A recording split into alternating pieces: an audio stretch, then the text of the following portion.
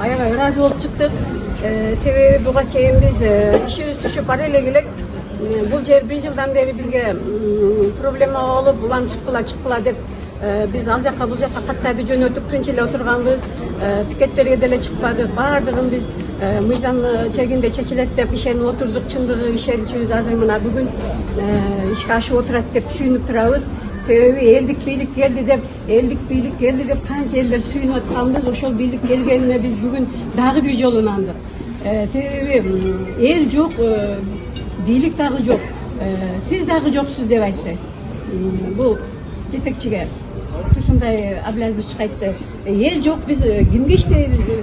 Сиз каяктан байыт элеңиз, эл жок. Эл бар экен, биз бийлик куруп атабыз. Эл бар экен, сиз ушул жерде иштеп, ушинтип комплекс куруп атасыз деди.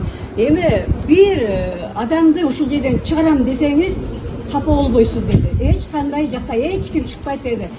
Сиз деди ушунчалык ушул жерге келип иштеп, Кудайга шүгүр дең деди. Siz ушунча бар жоңуз бар деди. Бул жерде иштеп аткан элдердин үйлөрү жок деди. Квартирада тургандары бар. Сиз ошолорду ойлобойсузбу деди. Эми биз аябай ыраазы болуп отуруп ыйладык. Урматтуу биздин Кашиев, Камчыбек Кадыршаевичтин личный өзүнүн кабинетинде приемда болуп келдик.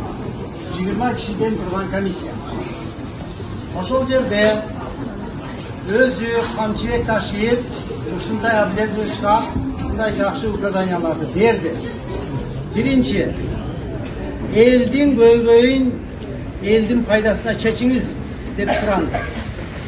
Бул деген сөз азыркы биздин бийликтин эл үчүн иштеп атканына дагы бир доказательство деп түшүндүк. Коллективы работают и русские, и узбеки, и уйгуры, и турки, и даргины, кыргызы.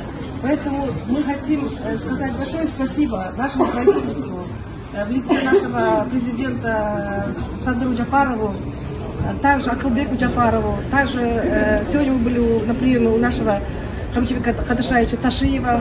Он нам очень сильную поддержку оказал.